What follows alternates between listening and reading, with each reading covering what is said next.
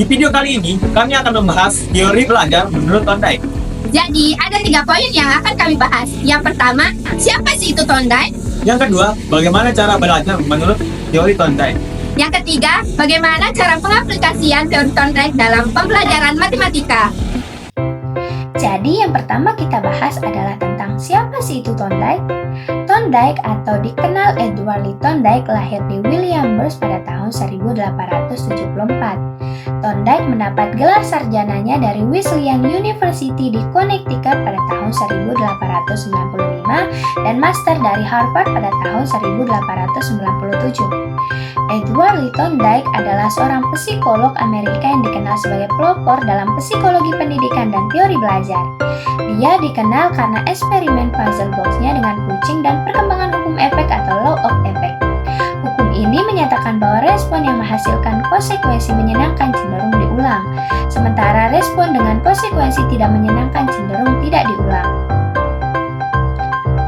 Thorndike juga dikenal sebagai salah satu pendiri psikologi perilaku modern dan memberikan kontribusi besar dalam pembelajaran berbasis percobaan, termasuk studi tentang asosiasi dan kondisi operan. Dia juga bekerja dalam bidang pengukuran kecerdasan dan pendidikan, pengembangan metode penilaian kuantitatif. Karyanya menjadi landasan bagi tokoh-tokoh besar lainnya seperti Skinner dalam psikologi behavioristik. Masuk pada pembahasan yang kedua, yaitu bagaimana cara belajar menurut teori Thorndike. Edward Lee Thorndike, seorang psikolog dan pendidik Amerika, mengembangkan teori belajar yang dikenal sebagai teori koneksionisme. Teori ini berfokus pada hubungan antara stimulus dan respon, serta bagaimana asosiasi antara keduanya membentuk pola. Prinsip teori belajar Thorndike merumuskan beberapa hukum dasar menjadi landasan dalam proses pembelajaran. Yang pertama, hukum kesiapan, law of readiness. Individu harus dalam keadaan siap untuk memberikan respon terhadap stimulus. Jika tidak, proses belajar akan terhambat. Yang kedua, hukum latihan, law of exercise. Hubungan antara stimulus dan respon akan semakin kuat jika dilatih dan sebaliknya. Hubungan tersebut akan melemah jika tidak dilatih. Yang ketiga, hukum akibat, law of effect. Respon yang diikuti oleh hasil yang memuaskan akan memperkuat hubungan antara stimulus dan respon tersebut. Sebaliknya, respon yang diikuti oleh hasil yang tidak memuaskan akan melemahkan hubungan tersebut. Dan yang keempat, hukum sikap, law of attitude. Sikap individu terhadap stimulus juga mempengaruhi proses belajar. Sikap positif akan mempercepat pembelajaran, sedangkan sikap negatif dapat menghambat pembelajaran. Cara belajar menurut Thorndike yaitu pembelajaran melalui trial and error. Thorndike menekankan bahwa proses belajar seringkali melibatkan percobaan dan kesalahan. Melalui eksperimen, individu mencoba berbagai cara untuk mencapai tujuan dan belajar dari kesalahan yang dibuat. Contoh klasik dari pendekatan ini adalah eksperimen Thorndike dengan kucing dalam kotak percobaan, di mana kucing harus menemukan cara untuk keluar dari kotak untuk mendapatkan makanan. Kucing tersebut awalnya melakukan banyak kesalahan, tetapi seiring waktu, kucing tersebut mengasosiasikan tindakan tertentu dengan keberhasilan keluar dari kotak. Contoh penerapan teori belajar Thorndike yaitu belajar menghitung. Seorang anak belajar menghitung dengan mencoba berbagai cara untuk menjumlahkan angka. Jika mereka mendapat jawaban yang benar, hasil yang memuaskan, mereka akan sering lebih cenderung mengulangi metode tersebut di masa depan. Belajar menggunakan alat.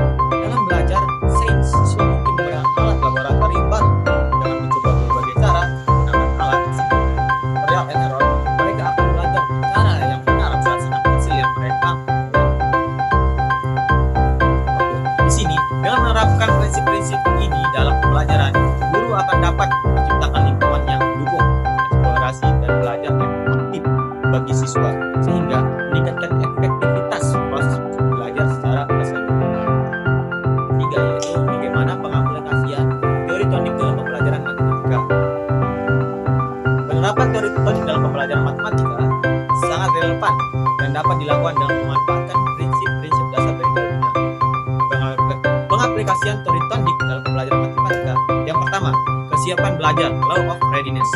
Sebelum memulai pembelajaran, guru perlu memastikan bahwa siswa siap untuk belajar belajar.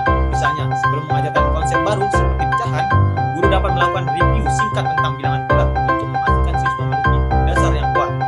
Yang kedua, latihan dan pengulangan, law of exercise.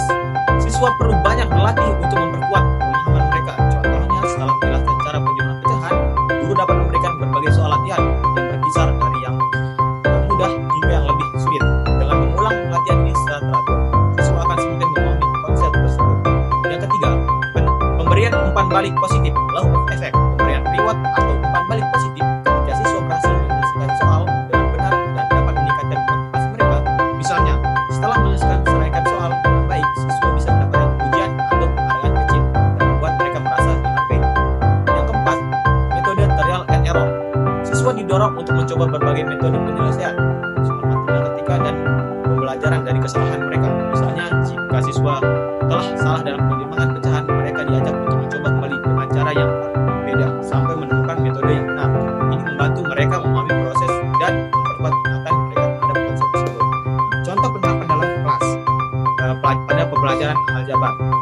Di kelas aljabar, guru dapat memulai dengan memberikan beberapa soal sederhana mengenai pengoperasian bilangan aljabar. Setelah itu, siswa diminta untuk menyelesaikan soal tersebut secara individu dan kemudian berdiskusi tentang solusi yang berbeda di kelompok kecil. Dengan cara ini, siswa belajar dari percobaan dan kesalahan satu sama lain dan memberikan latihan soal bertahap. Dalam pembelajaran geometri, setelah menjelaskan konsep luas dan keliling, guru dapat memberikan latihan bertahan mulai dari penghitungan luas segi hingga menghitung luas bentuk yang lebih kompleks seperti trapesium. Setiap kali siswa menyelesaikan soal dengan benar, mereka diberikan umpan balik positif untuk meningkatkan kepercayaan diri mereka.